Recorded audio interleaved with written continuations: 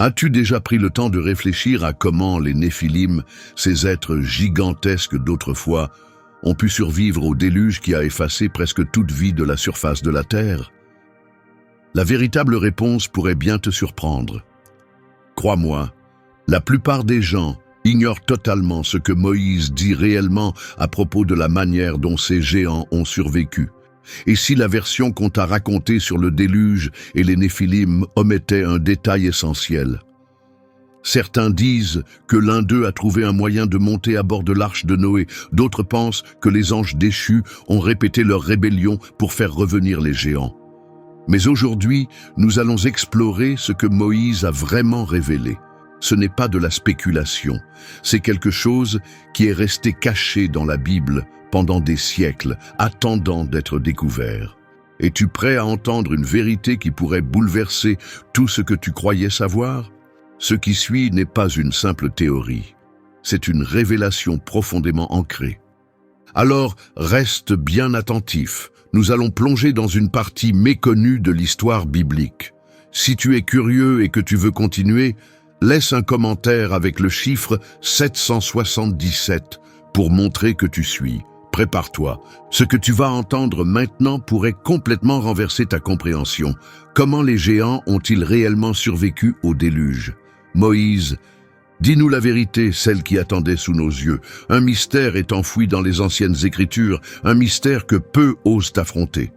Cela nous ramène aux instants qui ont suivi la baisse des eaux du déluge. Tu as sûrement entendu dire que les Néphilim, ces géants d'autrefois, avaient tous été détruits. Mais si c'est vrai, comment expliquer leur présence plus tard? Qui a permis leur retour? Beaucoup acceptent l'idée que les Néphilim sont revenus, malgré le fait que le déluge était censé les avoir éliminés. Revenons un peu en arrière. Au cas où tu ne le saurais pas, les Néphilim, souvent traduits comme géants ou déchus, étaient les enfants contre nature d'êtres célestes et de femmes humaines. Comme raconté dans le chapitre 6 de la Genèse.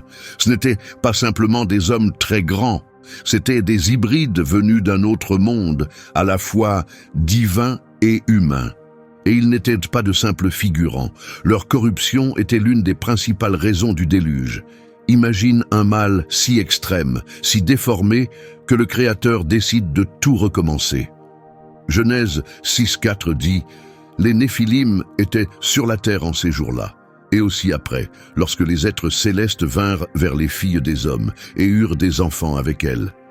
Ils étaient les guerriers célèbres des temps anciens. » Mais cette phrase, et aussi après, intrigue les spécialistes depuis des générations.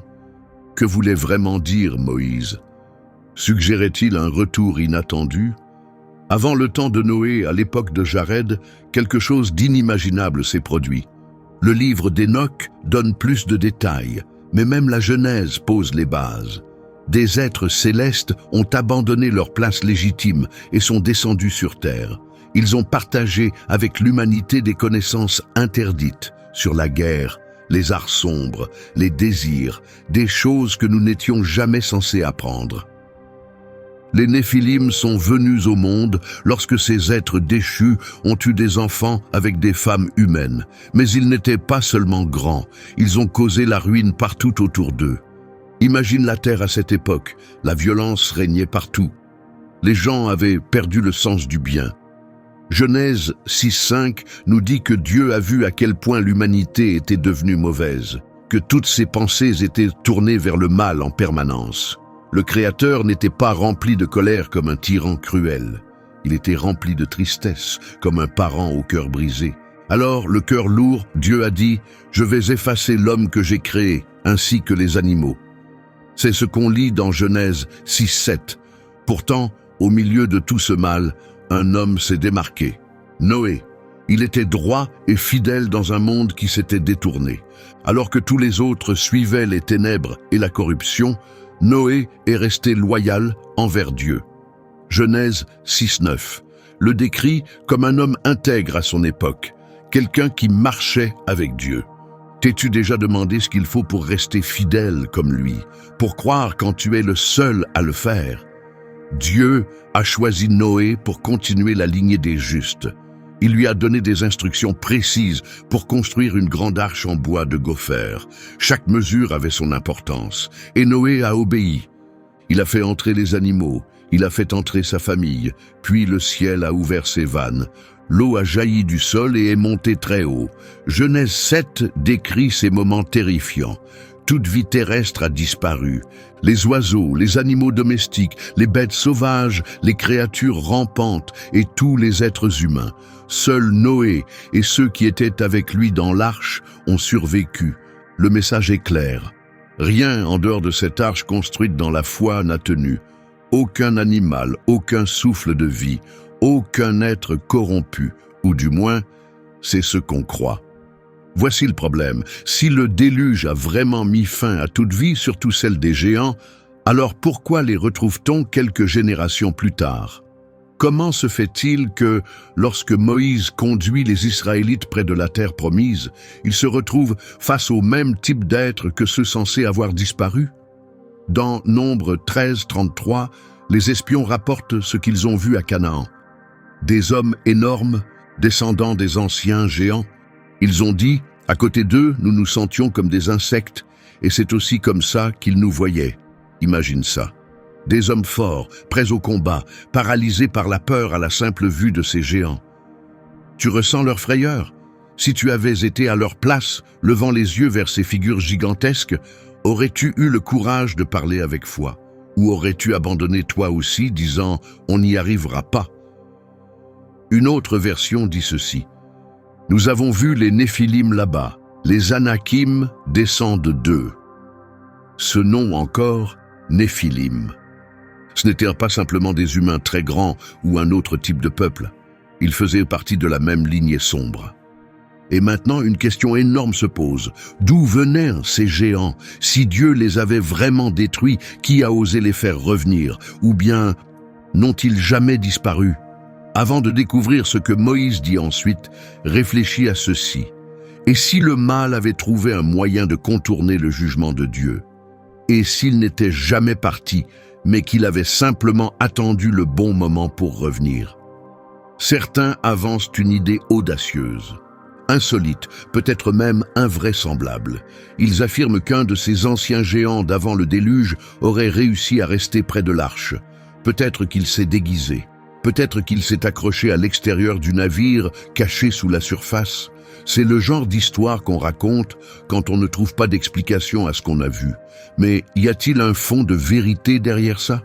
Replongeons dans les Écritures. Que dit réellement la Genèse? Genèse 9, 18 à 19 est très clair. Les fils de Noé qui sortirent de l'arche furent Sem, Cham et Japheth. Cham fut le père de Canaan. Puis on lit, ce sont les 3 fils de Noé, et c'est à partir d'eux que toute la terre fut peuplée. Lis cela à nouveau. Toute la terre fut peuplée à partir d'eux.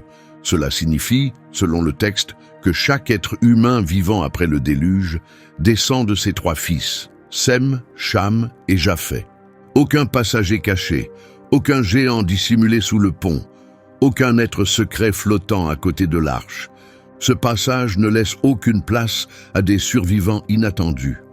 Alors, si la famille de Noé était la seule à avoir survécu, comment expliquer les géants qu'on retrouve plus tard? Des géants comme les Anakim à Canaan ou Goliath, le soldat géant qui a défié Israël. La source de cette lignée aurait-elle pu rester cachée dans l'arbre généalogique lui-même? Non visible, mais transmise. Réfléchissons à une hypothèse troublante. Et si l'un des fils de Noé, ou l'une de leurs femmes, portait déjà la trace génétique des êtres déchus? Est-il possible que la lignée des Néphilim n'ait pas survécu physiquement, mais génétiquement? Rappelle-toi, la Bible ne mentionne pas tous les enfants nés de ces unions entre anges déchus et femmes humaines. Elle se concentre sur la lignée choisie, pas sur chaque branche corrompue. Reviens à Adam et Ève. Nous connaissons les noms de Caïn, Abel et Seth, mais Genèse 5:4 dit clairement qu'Adam eut d'autres fils et filles. La plupart de leurs noms ne sont jamais mentionnés. Il en va peut-être de même pour les filles issues des unions entre êtres célestes et femmes humaines. Si même une seule de ces filles a survécu, ou si ses enfants ont rejoint la famille élargie de Noé, alors quoi?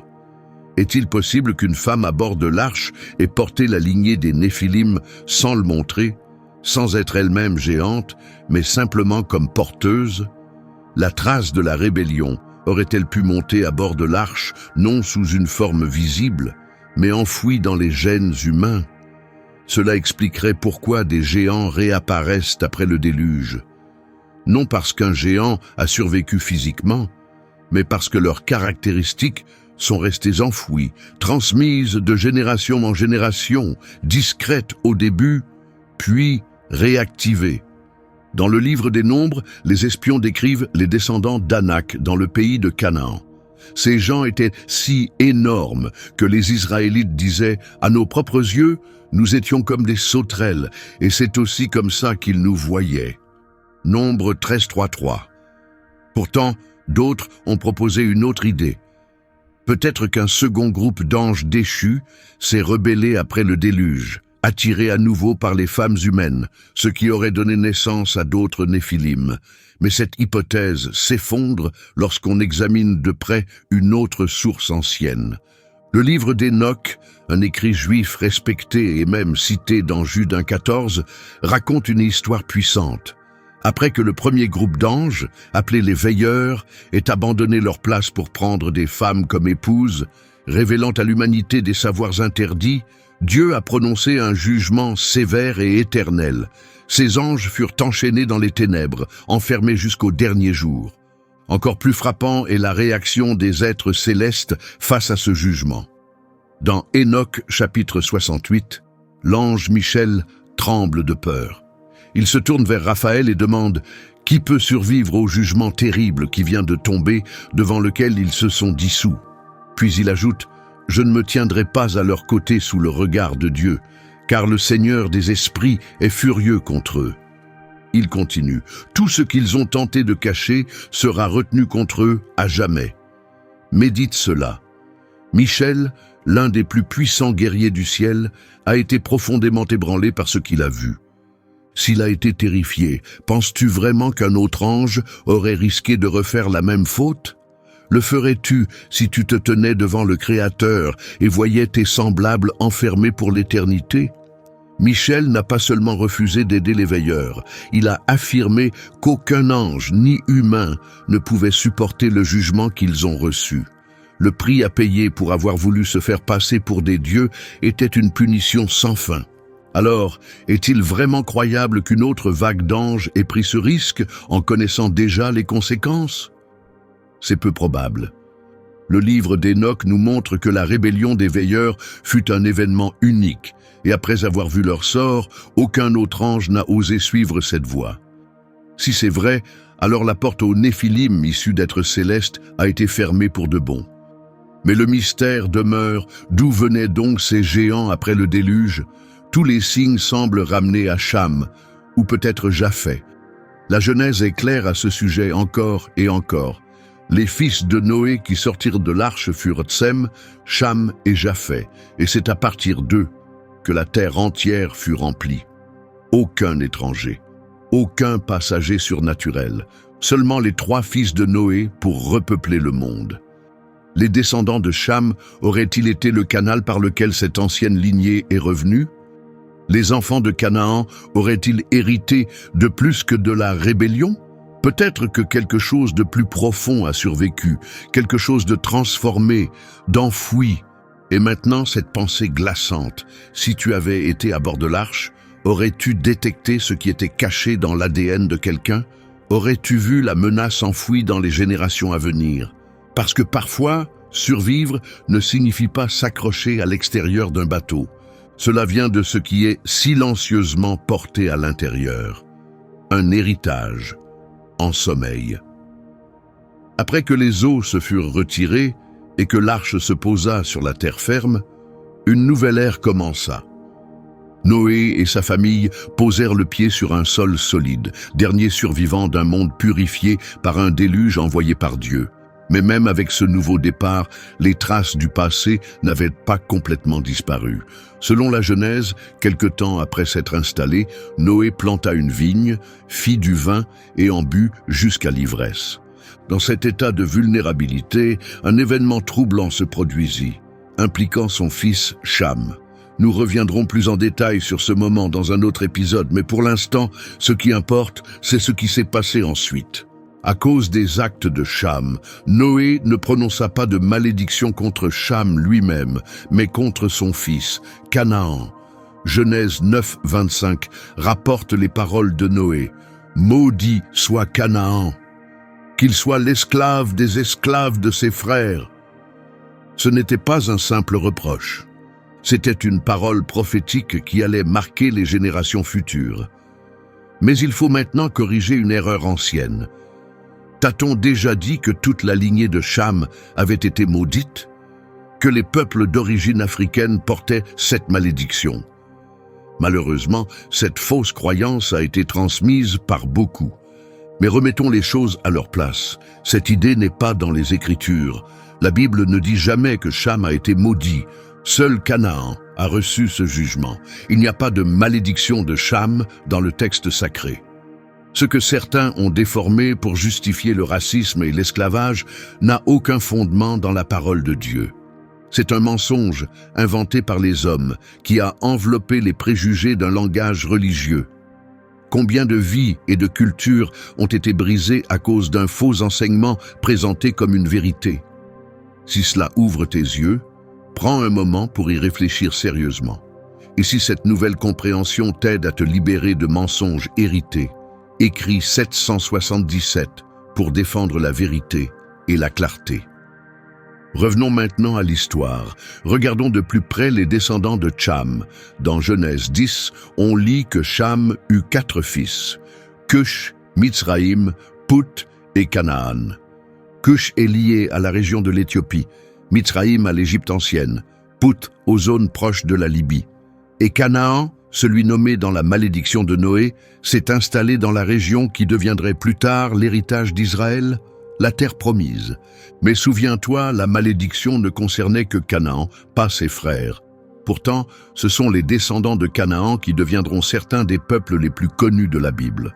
Genèse 10, 15-18 énumère les enfants de Canaan, dont Sidon et Heth, ainsi que les fondateurs des nations comme les Jébusiens, Amorites, Hivites, Phéréziens et Girgasiens. Ce n'étaient pas de petits groupes, ils se développèrent en civilisation complète, enracinés dans le culte païen et la corruption morale. Prends un instant pour y réfléchir. Les descendants de Canaan, le fils maudit, bâtirent des nations qui occupèrent la terre portant son nom, Canaan, depuis les villes côtières comme Sidon jusqu'à des lieux comme Sodome et Gomorrhe, connus pour leur opposition ouverte à Dieu. Les géants réapparurent dans ces régions, non avant le déluge, mais après. Alors, comment sont-ils revenus? Et pourquoi à cet endroit précis? Était-ce simplement la rébellion? Ou quelque chose de plus ancien, de plus profond? A-t-il survécu dans le sang de Canaan?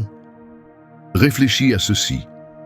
Nimrod, décrit comme le premier grand guerrier et homme puissant sur la terre, descendait de la famille de Cham par Cush.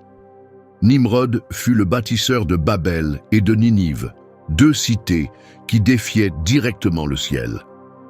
De cette même lignée vinrent les Philistins, le peuple de Goliath, des géants opposés au peuple de Dieu.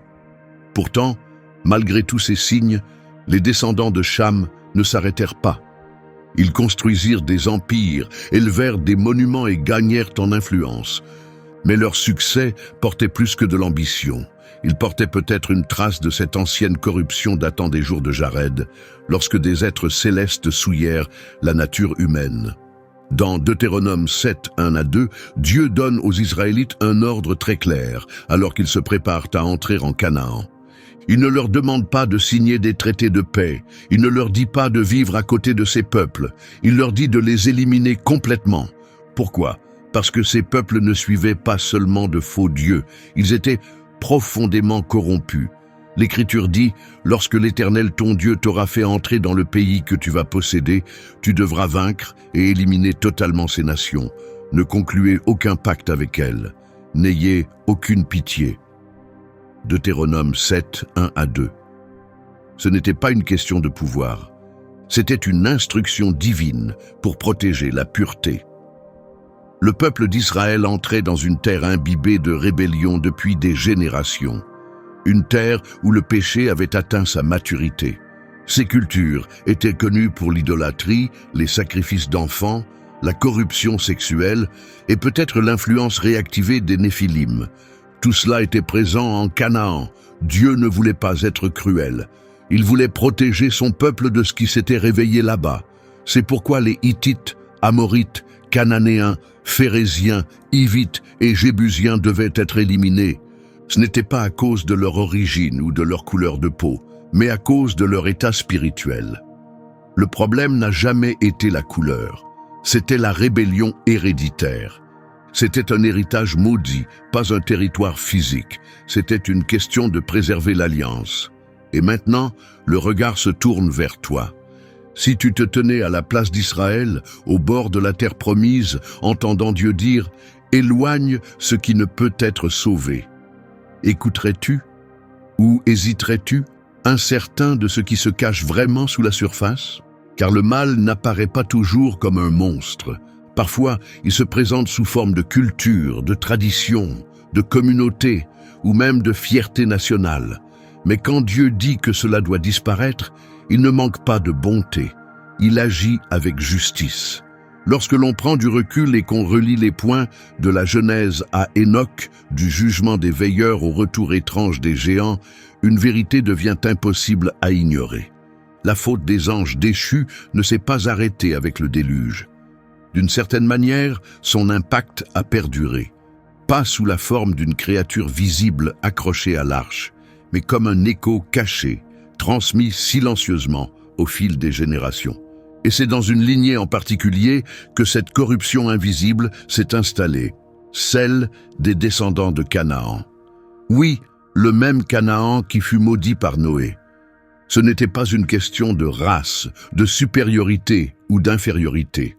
Cela n'avait rien à voir avec l'apparence extérieure. C'était bien plus profond, quelque chose d'invisible. Une forme de contamination enracinée dans la culture, tissée dans les fibres mêmes de l'héritage. Prenons un instant pour appliquer nos connaissances modernes à ce mystère ancien. Tu connais sûrement le fonctionnement des gènes. Certains traits, comme les yeux foncés, apparaissent dès qu'un seul parent porte le gène.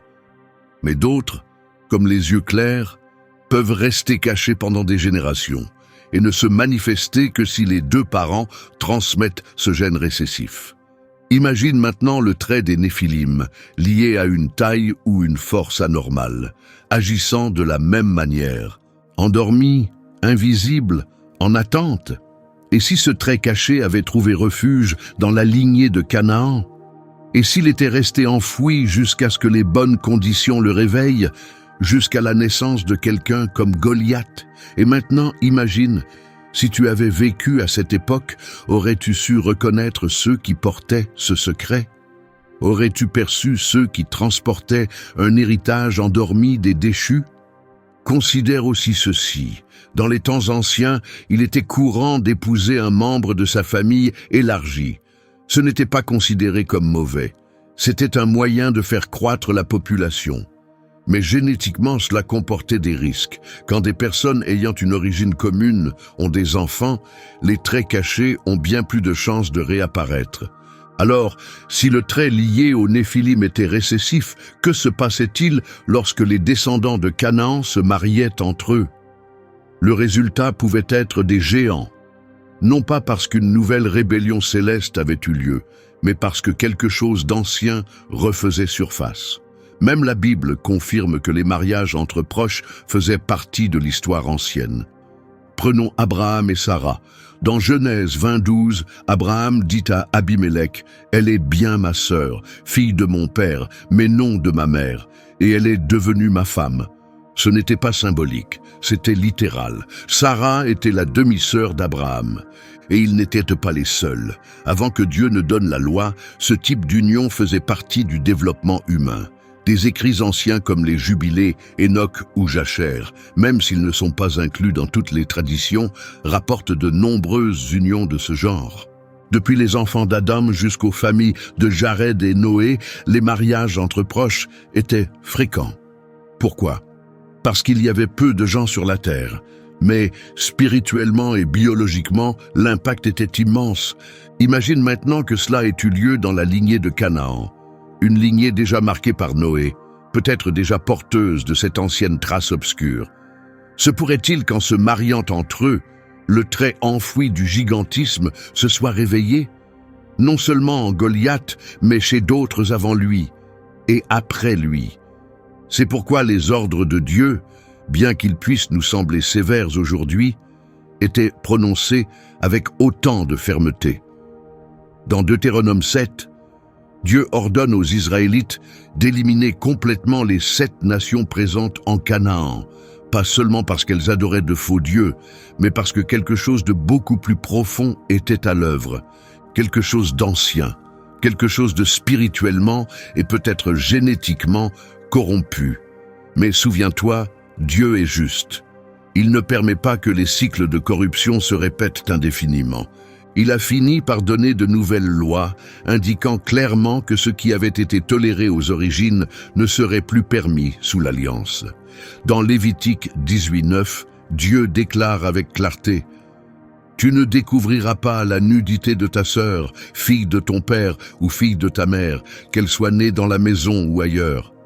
Tu ne déshonoreras pas ta sœur. » Ce n'était pas seulement une question de morale, c'était un commandement pour protéger l'intégrité spirituelle du peuple de Dieu, pour mettre un terme aux échos cachés d'une ancienne rébellion qui avait failli anéantir l'humanité.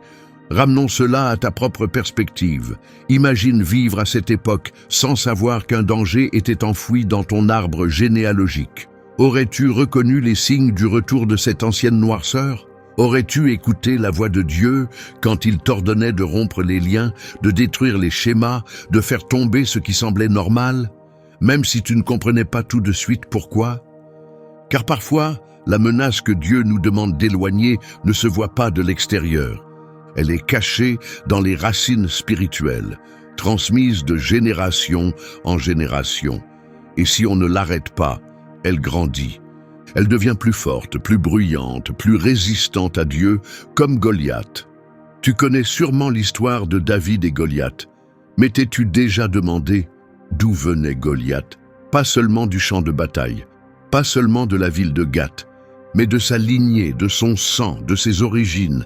La Bible révèle en fait quelque chose que beaucoup négligent. Goliath était un descendant de Cham. Lisons directement l'Écriture. Dans 1 Samuel 17:4, on le découvre. Un homme sorti du camp des Philistins. Il s'appelait Goliath de Gath. Il mesurait près de 3 mètres. Ce n'est pas symbolique, c'est sa taille réelle, environ 3 mètres. Un véritable géant. Et Goliath n'était pas seul. La Bible donne d'autres détails. Lors d'un autre combat à Gath, il y avait un homme de taille extraordinaire, avec 6 doigts à chaque main et 6 orteils à chaque pied. 24 doigts en tout. Lui aussi était un descendant des géants. C'est dans 2 Samuel 21:20. Ces hommes n'étaient pas simplement très grands. Ces géants n'étaient pas là par hasard. Ils étaient les descendants de quelque chose de bien plus ancien. Le passage se termine ainsi. Ces 4-là étaient issus du géant de Gath, et ils furent vaincus par David et ses hommes. Goliath n'était pas un accident isolé. Il faisait partie d'une famille de 100 géants. Une famille avec une origine bien précise. Et où commence cette origine? Dans Genèse 10, on apprend que Cham, le fils de Noé, eut plusieurs enfants. Cush, Mitsraïm, Put et Canaan.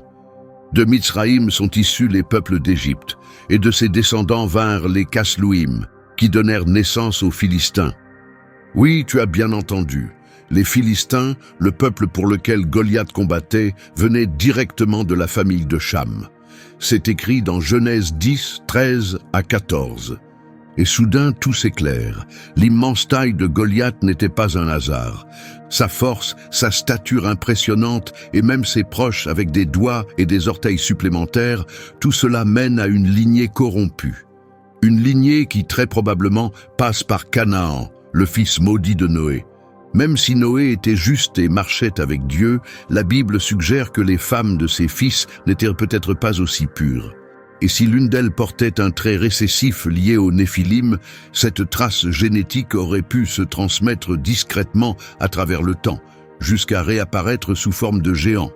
Les traits récessifs, comme on le sait aujourd'hui, peuvent rester invisibles pendant des générations.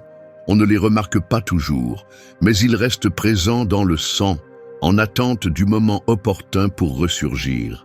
Et si Goliath n'était que le résultat visible d'une malédiction enfouie depuis longtemps, Moïse, l'auteur de la Genèse, insiste toujours sur une phrase spécifique.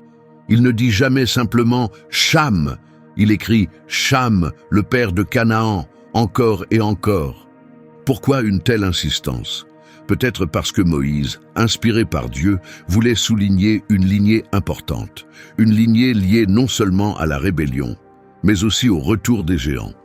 Genèse 9:22 nous dit « Cham, le père de Canaan, vit la nudité de son père et le raconta à ses deux frères dehors. » Et au verset 18, on répète « Les fils de Noé qui sortirent de l'arche furent Sem, Cham et Japheth. Cham était le père de Canaan. » Cette répétition n'est pas un hasard, elle est intentionnelle, elle trace une ligne spirituelle. Et où les descendants de Canaan se sont-ils installés? Dans une terre qui, plus tard, serait connue pour abriter des géants. Les Anakim, les Émim et les Réphaïm, tous décrits comme exceptionnellement grands, menaçants pour Israël et obstacles à la terre promise. Nombres 13 et 33 illustrent clairement cette réalité. Nous y avons vu les géants, les enfants d'Anak, descendants des anciens géants. À nos yeux, nous étions comme des sauterelles, et c'est aussi ainsi qu'ils nous voyaient. Tu vois le fil conducteur à travers tout cela?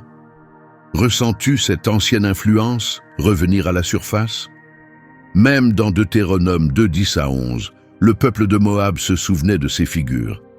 Il est dit « Les Émim y habitaient auparavant. Un peuple grand, nombreux et de haute taille comme les Anakim.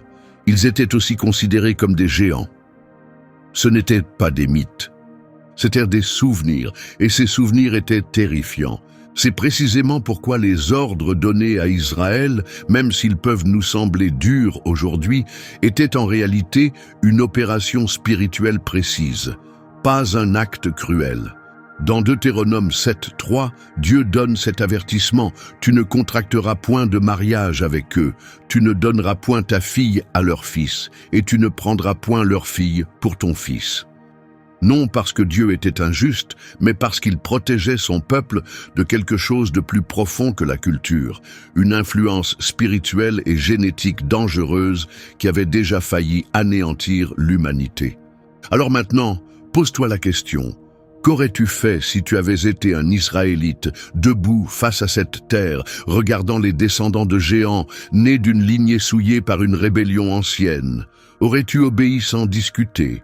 Ou aurais-tu hésité, incapable de voir l'ensemble du tableau? Car parfois le plus grand acte de miséricorde, c'est l'obéissance, pas le compromis. Pour Dieu, il ne s'agissait pas seulement de nations ennemies. Il s'agissait d'héritage transmis, de dessein divin, et d'empêcher le monde de sombrer à nouveau dans les ténèbres. Mais que signifie tout cela pour nous aujourd'hui?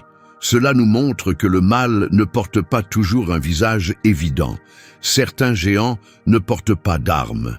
Ils vivent en silence, dans les schémas anciens, les traits cachés, les choix transmis. Les géants que tu affrontes aujourd'hui ne s'appellent peut-être pas Goliath. Ils s'appellent peut-être peur, dépendance, blessure générationnelle, habitude discrète qui garde ton appel enfermé. Et les plus dangereux, ce sont souvent ceux que personne ne voit, jusqu'à ce qu'il soit trop tard. Mais voici la bonne nouvelle. De la même manière que l'ennemi cherche à transmettre la destruction, Dieu suscite des personnes capables de transmettre la force. Tout comme le péché traverse les familles, le courage, la foi et l'obéissance aussi. Et il suffit d'une seule personne pour changer la direction d'une lignée. Cette personne, ça pourrait être toi. Tu n'es pas là par hasard. Tu es né pour ce temps, choisi pour te lever, pour défendre ce qui compte. Comme David face à une menace immense, Dieu appelle aujourd'hui des gens comme toi à affronter les géants cachés, avec audace, avec clarté et avec une foi inébranlable. Ce n'est pas juste un récit ancien, c'est un appel à se réveiller, à regarder honnêtement ton histoire familiale, à briser ce qui doit l'être, à protéger ce qui mérite d'être gardé, à cesser de laisser les géants silencieux croître dans l'ombre, car si tu les ignores, ils grandiront, mais si tu te lèves, ils tomberont. Pose-toi cette question maintenant. Qu'ai-je laissé en place que Dieu m'a demandé d'éliminer? Quel géant spirituel ai-je laissé en vie en les appelant inoffensifs? Si ce message t'a ouvert les yeux, touché le cœur ou donné de la force, ne le garde pas pour toi. Clique sur « J'aime » pour affirmer la vérité. Écris 777 en commentaire pour déclarer que les géants dans ta vie s'arrêtent avec toi. Abonne-toi pour ne manquer aucun moment de révélation. Et à tous ceux qui soutiennent cette mission grâce au Super Thanks, nous voyons votre cœur et nous vous sommes profondément reconnaissants. Que Dieu vous rende votre bonté d'une manière que vous n'auriez jamais pu imaginer. Que tu donnes ou non, retiens ceci. Ton passage ici a du sens. Que Dieu ouvre tes yeux, fortifie ton esprit et te donne le courage de vaincre chaque ennemi invisible sur ton chemin. À la prochaine, reste enraciné, reste vigilant et souviens-toi, tu as été choisi pour cela.